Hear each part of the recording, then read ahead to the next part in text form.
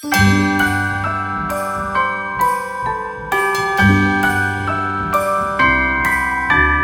wonders of life got the prettiest side for everyone to enjoy. Standing up close by the Christmas tree, glimmering light, I am right where I Salut tout le monde, on est le 1er décembre. Voilà, vous avez le droit à une petite danse totalement ridicule pour fêter le fait que nous sommes le 1er décembre 2021. Alors, il y a une ombre là, voilà, c'est parce que il fait nuit et je galère. Voilà, donc eh ben, il y aura de l'ombre, tant pis. Et on va quand même tourner cette vidéo parce qu'il faut bien commencer le mois de décembre. Voilà, donc le mois de décembre, vous avez l'habitude, c'est le mois des vlogmas. Alors pas forcément chez moi, mais absolument partout sur YouTube. Il y a des vlogs à gogo, plein de vidéos. Moi j'adore pouvoir avoir plein de contenu comme ça à regarder pendant que je bosse et tout. Je trouve ça juste trop cool. Voilà, c'est le mois où il y a clairement le plus de vidéos, je pense, à regarder sur YouTube. Et je n'échappe pas à la règle puisque je suis un vrai petit mouton. Et que du coup, cette année encore, je fais des vlogmas. Je vous l'ai dit dans une précédente vidéo, donc il y aura les vlogmas sur la chaîne. Avec tous les lundis, je pense, une vidéo différente puisque je m'accorde la journée off le dimanche. Enfin off, je fais un live le dimanche, mais voilà, j'ai pas envie de filmer de vlog quoi. Donc le dimanche c'est off, du coup le lundi forcément c'est une vidéo mais autre chose.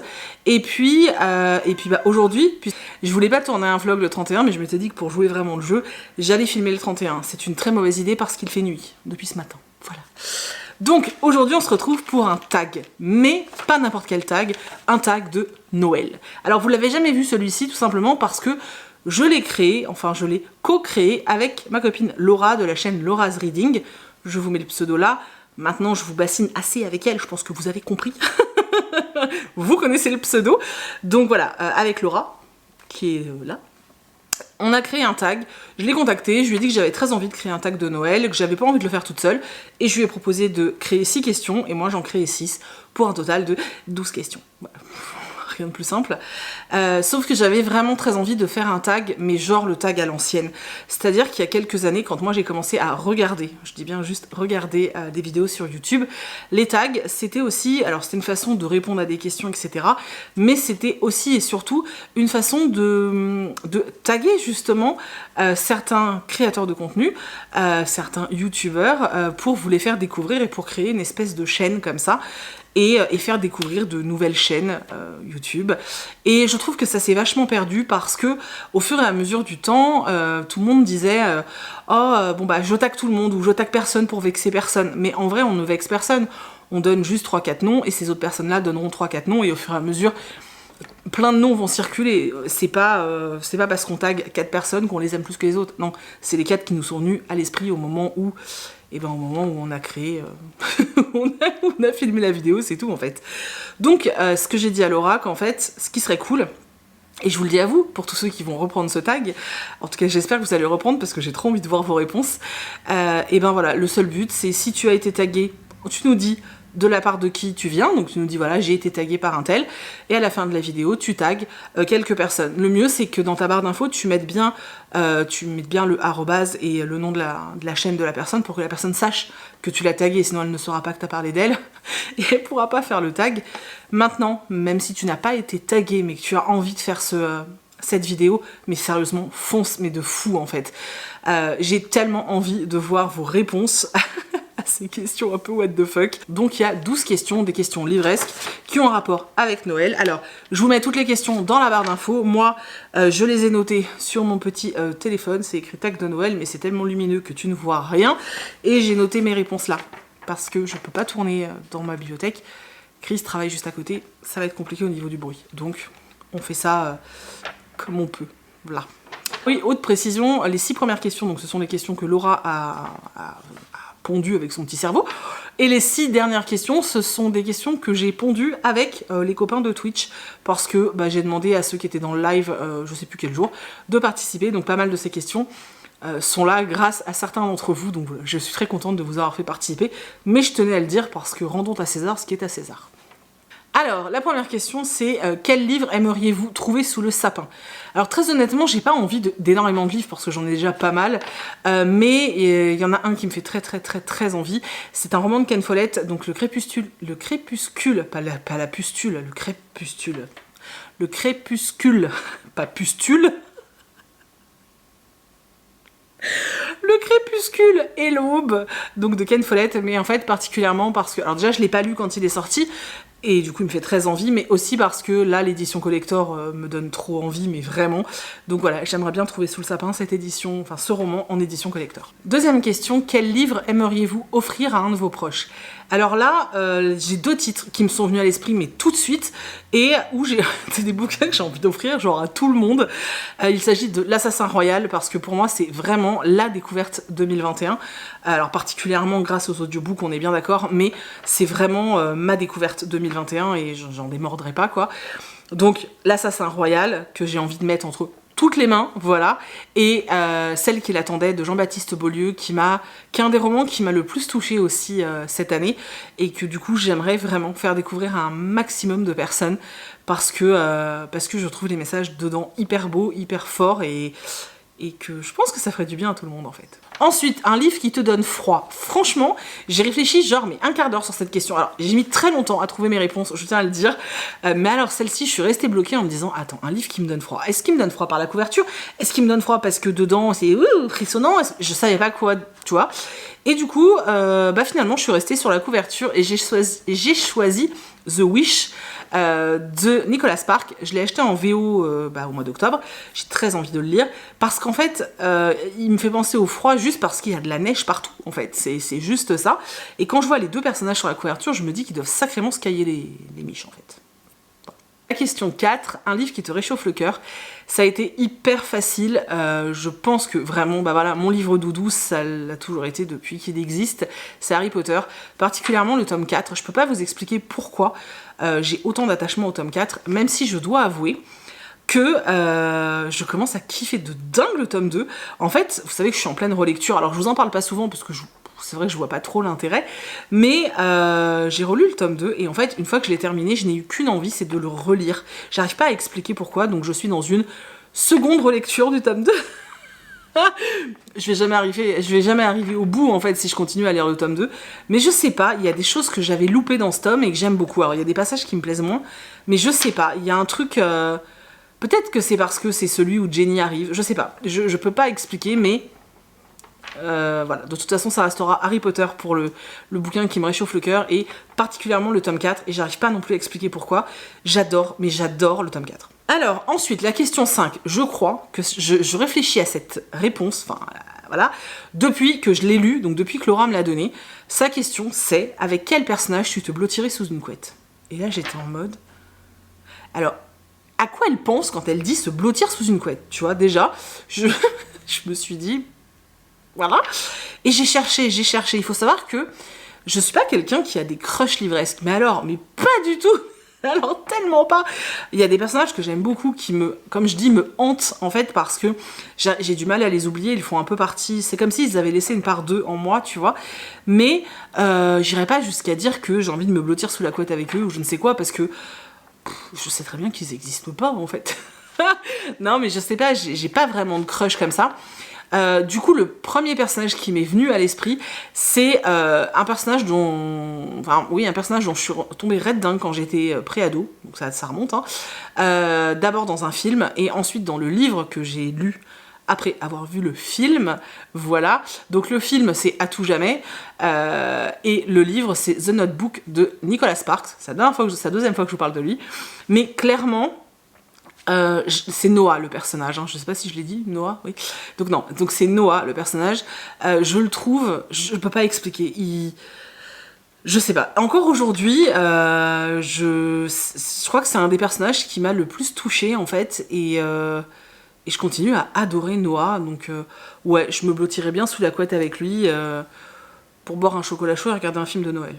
Ensuite, quel personnage j'inviterais à Noël ou au jour de l'an? Alors j'ai beaucoup réfléchi et je crois qu'en fait si je devais inviter des personnages de livres à un réveillon, j'inviterais la famille Weasley.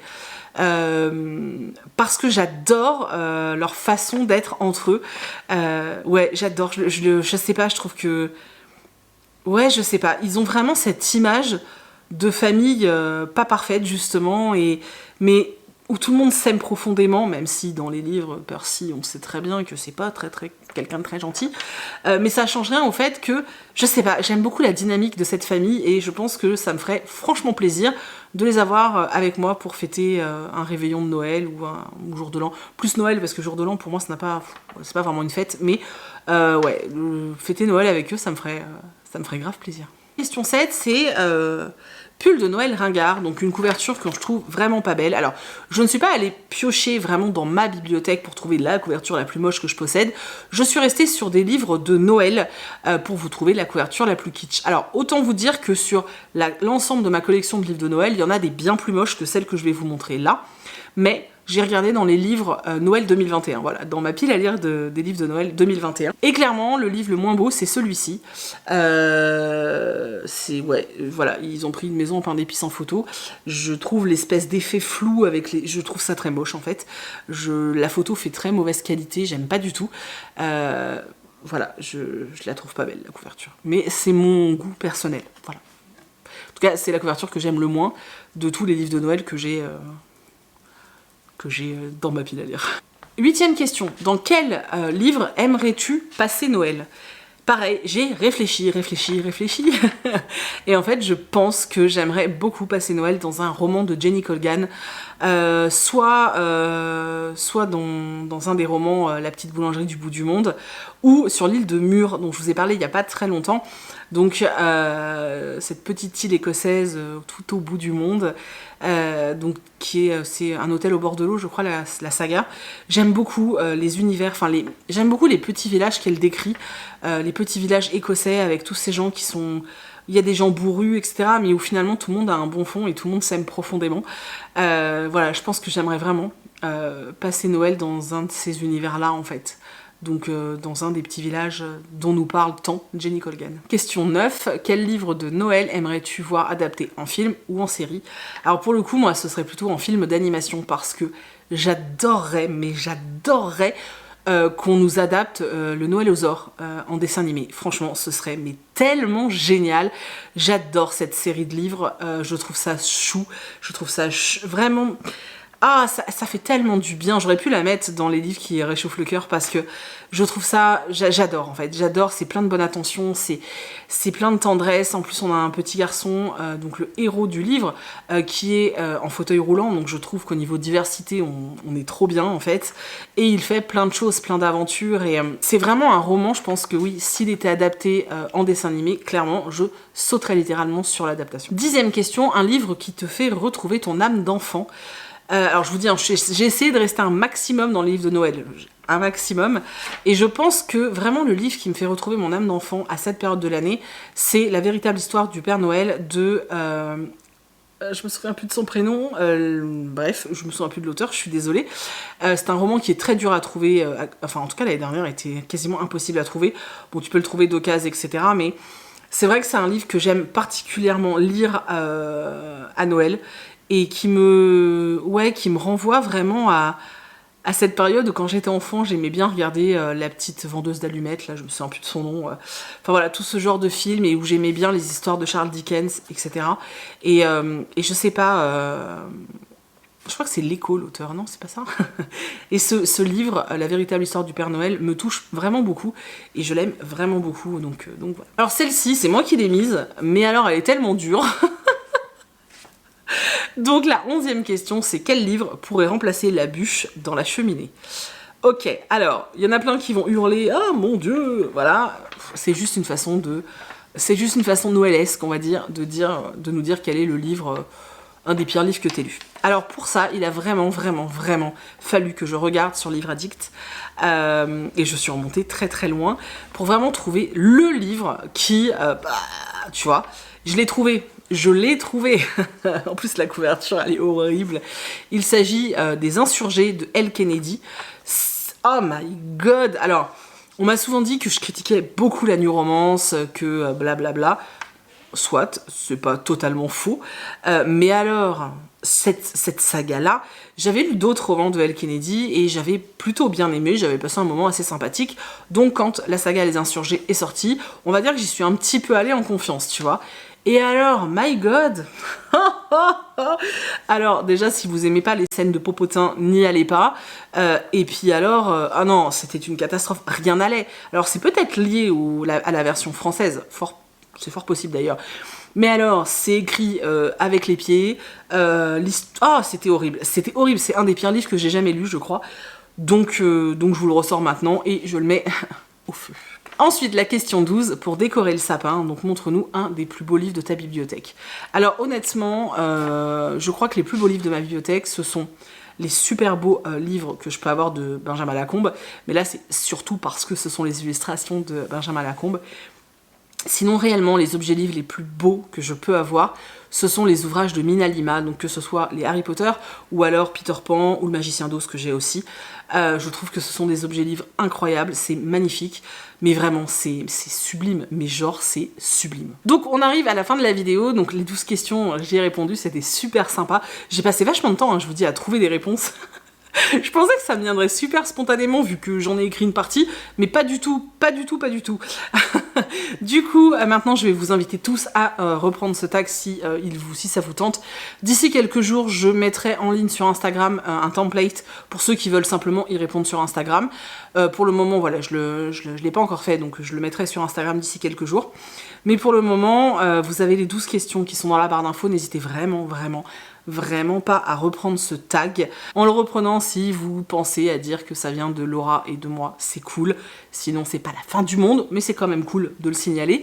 Et puis, surtout, c'est le moment que j'attends depuis le début, donc celui où je vais taguer certaines chaînes, en espérant réellement qu'elles vont jouer le jeu. Ça me ferait super plaisir de les voir jouer le jeu, en fait, tout simplement. Et ces chaînes que je vous tague, je vous les mets dans la barre d'infos, donc vraiment, n'hésitez pas à aller voir ces chaînes, ne serait-ce que pour les découvrir. Voilà, peut-être que justement avec tous ces échanges vous découvrirez de nouvelles pépites, qui sait. Donc j'ai décidé de taguer des chaînes qui selon moi n'ont pas assez de visibilité ou non plus de visibilité, je ne sais pas. En tout cas, c'est vrai que je trouve ça assez dommage qu'on les voit pas plus. Donc j'ai eu envie voilà, de les taguer. Je suis même pas sûre que les personnes soient complètement accros à Noël, mais c'est des gens que j'aime bien, que je trouve vraiment très gentils et dont j'aime beaucoup le contenu. Donc j'avais envie aussi à travers cette vidéo, de vous faire découvrir leur contenu. Donc la première chaîne que je vais taguer, c'est les aventures de Léa.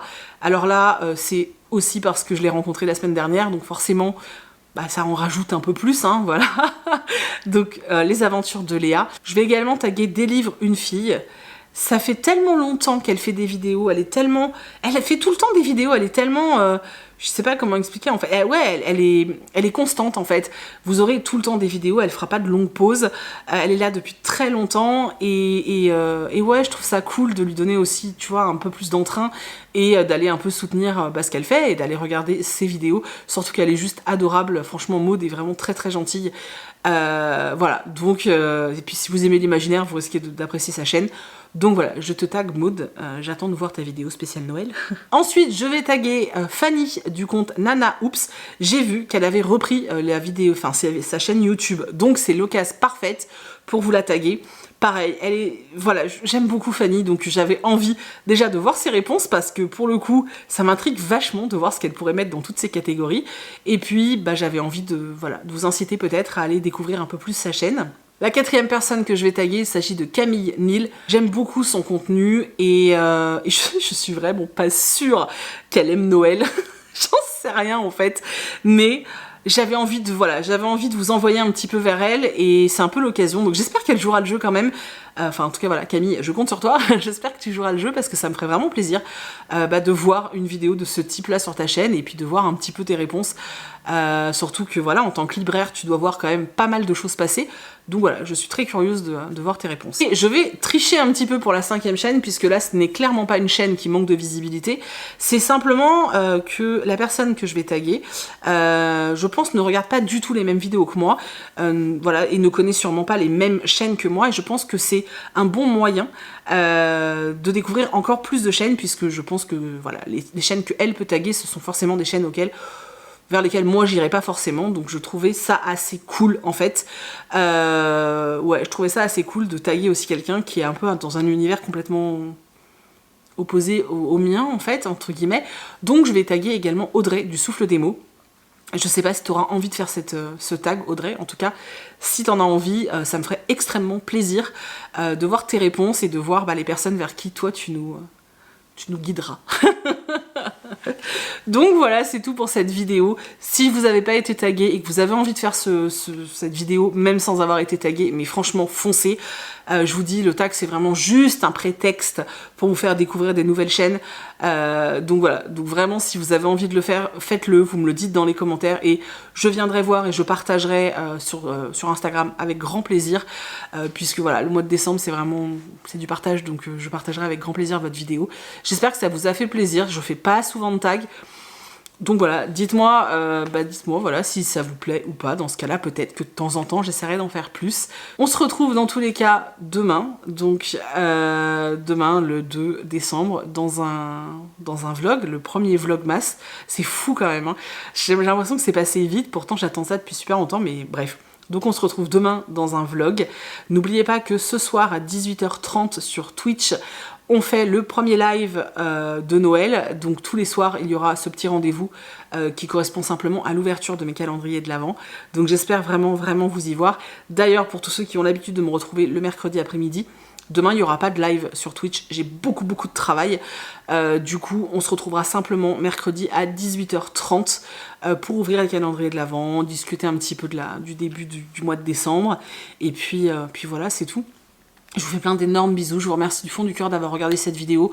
Je remercie tous ceux qui penseront à laisser un commentaire, tous ceux qui penseront à laisser un petit pouce en l'air pour donner du baume au cœur, parce que au mois de décembre, non seulement on veut du partage, mais on veut du baume dans son cœur. Voilà, je me tais parce que je suis fatiguée, je raconte n'importe quoi. Je vous fais plein d'énormes bisous et on se retrouve demain dans une prochaine vidéo.